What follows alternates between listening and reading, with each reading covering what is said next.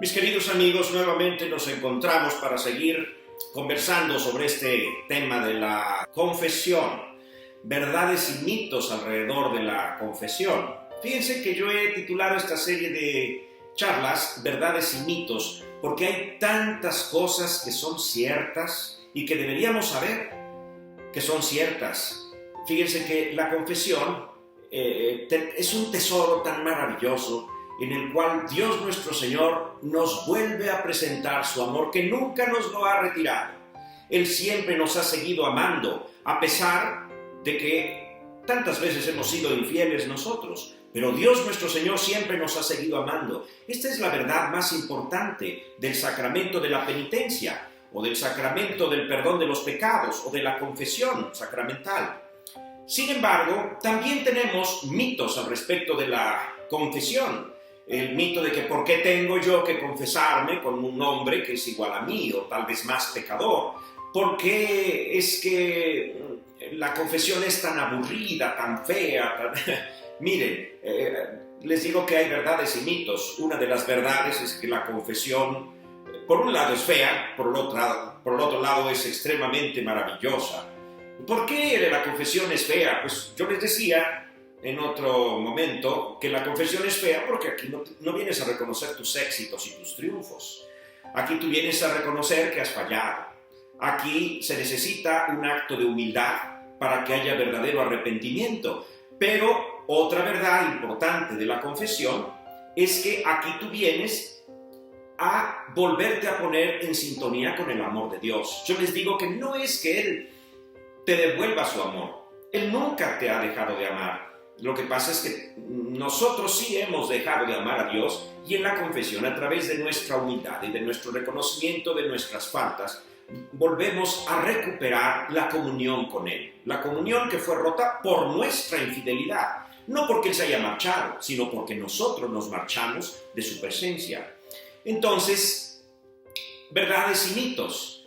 Les decía que un mito de la confesión en nuestra sesión anterior es que el examen de conciencia consiste en un recuento de faltas. Fíjense que eso es horrible. El examen de conciencia, que es el primer paso para una buena confesión, que consiste en examinar todo lo de bueno que hay en tu corazón y en tu vida. Hay tantas cosas buenas en tu conciencia, tantas cosas hermosas. En primer lugar, la certeza del amor de Dios, que se manifiesta en tantísimos momentos de cada día. Y si no lo tienes presente, entonces te va a costar más trabajo la confesión. Decimos que la confesión es difícil, ¿verdad o mito? La confesión es difícil, volver a Dios es difícil, hacer un acto de humildad es difícil, cuando nosotros no amamos suficiente. Cuando nosotros descubrimos la presencia de Dios, la presencia amorosa en nuestra vida, nosotros no podemos vivir sin Él y entonces lo necesitamos. Y aunque cueste trabajo el acto de humildad y aunque cueste trabajo volver a Él, superaremos cualquier obstáculo cuando nosotros lo amamos. Por eso es que en el examen de conciencia lo más importante, lo primero, es reconocer todos los actos de amor que hay constantemente en nuestra vida. Cuando tú te das cuenta de que Él te ama tanto, entonces, aunque la humildad sigue costando, pero ya no puedes esperar el momento en el cual volver a su presencia. Cuando tú amas a Dios porque has descubierto su presencia en tu vida, tú lo necesitas.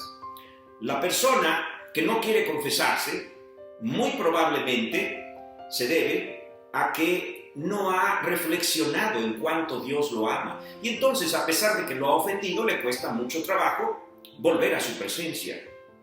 Le cuesta mucho trabajo arrepentirse y pedir perdón. Por eso les digo que el primer paso del examen de conciencia no es ir a reconocer las faltas que hemos cometido, sino ir a reconocer que Él es bueno y que nunca se ha apartado de nosotros y que nunca ha dejado de bendecirnos. Dios bendice a buenos y malos, sin diferencia. El segundo paso para una buena confesión, yo les decía que es el dolor de los pecados. Esto significa el arrepentimiento verdadero. Cuando tú has reconocido que Dios es bueno y que está presente siempre en tu vida, si tú de verdad lo amas, entonces no puedes más que arrepentirte y no querer nunca más apartarte de él. Tú lo que más deseas en la vida es pedirle perdón y nunca más perder su presencia. Eso es el segundo paso, el acto de arrepentimiento verdadero. El tercer paso consiste en hacer el propósito firme de nunca más volver a ofenderlo. Un pecador que en realidad solamente tiene miedo al castigo, pero no tiene amor por Dios, pues pedirá perdón para librarse del pecado, pero no le importará volver a cometer el mismo pecado muchísimas veces. Así que para que haya un verdadero arrepentimiento es necesario el propósito de enmienda. El cuarto paso consiste en decir los pecados al confesor. En este paso, fíjense, nosotros decíamos en nuestra sesión anterior que lo más importante es confesar los pecados mortales. También es importante los pecados veniales. Y si tú quieres además confesar las imperfecciones unidas a la confesión de los pecados, también vale, porque te puede ayudar. Miren, es importante saber que en la confesión sacramental se reciben dos gracias. La primera es la gracia del perdón. En segundo lugar, está también la gracia de la fortaleza para superar los pecados y las tentaciones de los pecados que has confesado. Entonces, a la persona que le cuesta mucho trabajo superar la tentación de la sinceridad y que se ha vuelto tal vez mentiroso, para salir del hábito de la mentira, le convendrá muchísimo confesar con frecuencia el pecado de mentira, porque Dios te fortalecerá para salir adelante de ese mal hábito que has arraigado en tu conciencia o en tu corazón, en tu vida. La persona que tiene el mal hábito tal vez de la lujuria, le conviene confesarse con frecuencia, porque Dios no solamente le perdona, sino que también le dará la fortaleza y las gracias necesarias para salir de esa tentación tal vez habitual de la lujuria. Miren, los pecados son acciones malas. Recuerden ustedes que de las acciones que se repiten se forman los hábitos. Los hábitos pueden ser malos o pueden ser buenos. Si son hábitos buenos se llaman virtudes, si son hábitos malos se llaman vicios. Y los vicios se enraizan en el corazón. Una persona que comete el mismo pecado repetidas veces se va apegando más y más a ese pecado. Esas tentaciones y esos pecados se van arraigando en su manera de ser y se van formando también parte de su personalidad. Entonces, desarraigarse de esos pecados muchas veces requiere un esfuerzo extraordinario que por nuestras propias fuerzas no conseguiremos. Con la fuerza del sacramento, con la gracia de Dios que se recibe en el sacramento de la penitencia, es más fácil poderse desarraigar de esos vicios y entonces liberarnos y volvernos personas libres.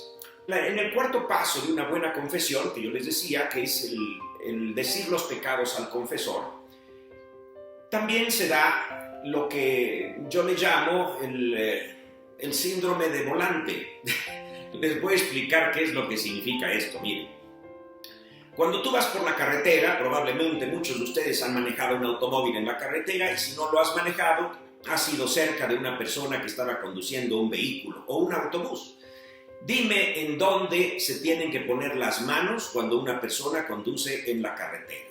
Vamos a suponer que es una recta larga. ¿Tú crees que sería suficiente que el chofer enfilara el automóvil o el vehículo por la recta larga y después ya puede poner las manos atrás o en los bolsillos? ¿Tú crees que sería suficiente simplemente enfilar el vehículo y después despreocuparse quitando las manos del volante? Miren, yo les digo que esto es altamente peligroso. Si alguno va manejando y veo que quita las manos del volante, yo pido que me bajen inmediatamente de ese vehículo, porque se espera un accidente próximo. Entonces, miren, ¿dónde se tienen que tener las manos? Siempre en el volante. Ahora yo les pregunto, ¿por qué? Porque cuando tú quitas las manos del volante, es posible que haya un accidente debido a que te encontraste con una piedra o con un agujero en la pista, o tal vez había un desnivel y entonces el automóvil pronto comienza a desviarse hasta que se sale de la carretera. Miren, exactamente lo mismo pasa en la vida con la confesión. ¿Por qué razón nosotros tenemos que ir a la confesión con frecuencia? La razón de ir a la confesión con frecuencia es que la vida es como ir por una carretera en donde tú tienes que tener control de en qué dirección quieres ir. Y la persona que suelta el control de su vida, es posible que se encuentre un tumbo. Y es posible que encuentre desniveles en la vida y que de repente se termine saliendo de la pista. Eso es la confesión. ¿Se dan ustedes cuenta? La confesión consiste en que apenas tú te desvías un poco de la línea recta e inmediatamente puedes tomar control. Haces el examen de conciencia, te arrepientes, haces nuevamente el propósito de enmienda y siempre seguirás por la pista correcta. La persona que dice, bueno, yo ya tomé mi decisión de nunca más pecar y así que yo ya no voy a pecar. Mira, por muy santo que seas, las tentaciones están al 2 por 1 y muy fácilmente puedes desviarte. Por eso es que al decir los pecados al confesor con frecuencia, nosotros debemos mantenernos en la línea correcta de vida. Esto es como llevar el control de tu propia vida. Esto es como poner las manos en el volante de la dirección en la que tú verdaderamente quieres vivir, es decir, en el amor de Dios. Y apenas hubo algo en lo que tú te das cuenta que te andas desviando, apenas cometes un error, apenas cometes una falta, inmediatamente corriges. ¿Te das cuenta? Esa es la razón de la confesión frecuente. Les digo que en este cuarto punto, para hacer una buena confesión, hay que decir los pecados al confesor. Miren, cuando se oculta algún pecado, por vergüenza o por la razón que sea, sobreviene un pecado peor, que es un sacrilegio, es un pecado gravísimo que nunca debemos cometer. Una cosa muy diferente es que se te haya olvidado. Resulta que al momento de decir tus pecados, te confundiste y se te olvidó decir algún pecado grave o algún pecado leve.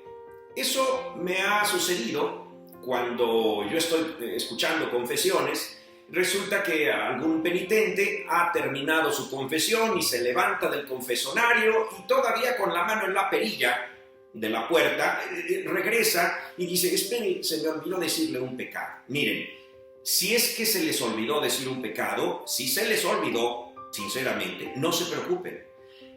Ese pecado ha sido ya perdonado. Pero nos queda el deber de que la próxima vez que vengamos a la confesión, confesemos ese pecado diciendo que se nos había olvidado. No pasa nada. Miren, Dios no es un juez condenador. Dios es un Padre bueno que viene a acogerte. Un Padre que viene a amarte. Un Padre que viene a que no te apartes nunca jamás de Él porque Él te ama. Entonces, fíjense, no se trata de tener miedo al momento de confesar tus pecados. No se trata de que te dé miedo el confesor, simplemente se trata de que tú sabes que tú a quien vienes a pedirle perdón es a Dios. Y el Padre, mira, el Padre, ¿sabes lo que va a pensar el Padre cuando tú le digas tus pecados? Es que el Padre me conoce. miren, si es que el sacerdote te conoce o no te conoce, lo que va a pensar cuando tú le digas tus pecados es que tú eres una persona que quieres vivir en el amor de Dios. Es lo único que va a pensar. Así que no te preocupes si ya vas a ver o si no vas a ver, y yo creí que el sacerdote pensaba muy bien de mí, no sé lo que va a pensar ahora. Mira, no te preocupes del sacerdote. El sacerdote se ha hecho sacerdote precisamente para ser administrador del amor de Dios. Entonces, si tú vienes a pedirle perdón a Dios a través de él, lo único que va a pensar el sacerdote es que tú eres una persona que quiere vivir en la gracia de Dios. Eso es lo único que va a pensar, así que no te preocupes. Yo les digo que no hay que separar las manos del volante. ¿En qué sentido? Miren, la confesión es importante que la tengamos para una persona de una vida normal que vive en la ciudad, yo diría que cada mes. Dice el mandamiento de la Iglesia que nosotros debemos confesarnos por lo menos una vez al año. Por lo menos una vez al año, y a la misa tenemos que ir todos los domingos y fiestas de guardar. Así dice el mandamiento de la Iglesia, ¿verdad? Entonces, ¿por qué dice la Iglesia que en la confesión se debe recibir una vez al año? Les voy a explicar por qué. Miren, hay personas que, yo he conocido estos casos, hay personas que viven, por ejemplo, en el Amazonas. El Amazonas es un río peligrosísimo, con corrientes muy fuertes en Brasil, en donde hay parroquias, queridos amigos, en donde si tú quieres ir a la parroquia desde la aldea más lejana, a veces te tardas 2 días de lancha. ¿Sabes lo que es eso? Remando en tu lancha, 2 días tardas en llegar a la parroquia. Yo he ayudado a organizar estas misiones, pero nunca me ha tocado ser misionero en el Amazonas.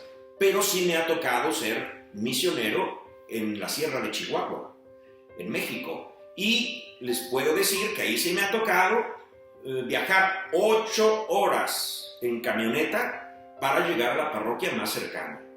Y ¿saben lo que sucede? Son 8 horas por caminos peligrosísimos. De un lado tú ves una pared y del otro lado tú ves una pared de tierra, de piedra. Son veredas prácticamente donde solamente cabe un vehículo, y del otro lado ves un precipicio. Así que vas a una velocidad muy lenta, y aunque sea en automóvil o en camioneta, sobre todo camioneta, un automóvil difícilmente puede pasar por ahí. Bueno, nos tardábamos 8 horas para llegar a la parroquia.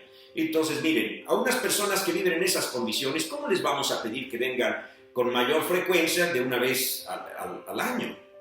Sin embargo, la persona que deja la confesión es la persona que suelta el volante y que se expone a un grave peligro. Aún las personas que viven lejos de la parroquia son llamadas a que vengan a la confesión. Les digo, por lo menos una vez al año. Ahora yo les voy a decir una cosa. ¿Quién de nosotros vive a 8 horas en carretera, en precipicios, o a 2 días de lancha más de la parroquia más cercana? Perdónenme, yo creo que son casos extraordinarios.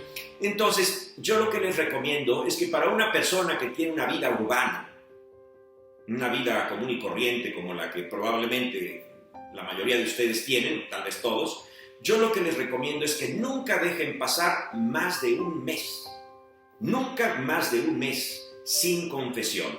Si alguno deja pasar 2 meses, bueno, todavía te lo creo. Por alguna razón no pudiste ir al sacerdote a la confesión, entonces vas 2 meses. Estamos en la pandemia en la que estamos viviendo y las iglesias están cerradas. Bueno, miren, queridos amigos, al menos su acto de contrición hagan.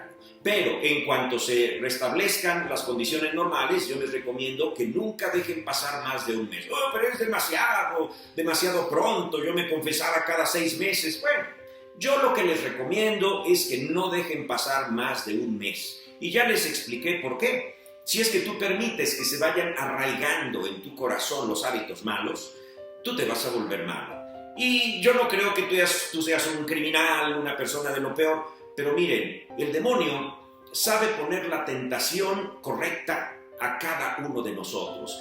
Tú que eres una persona buena, si estás mirando este video, seguramente que no eres un criminal peligrosísimo, pero el demonio no te va a poner a ti una tentación tal vez de cometer un asesinato, fíjate. A lo mejor simplemente te va a poner la tentación de perder la paciencia.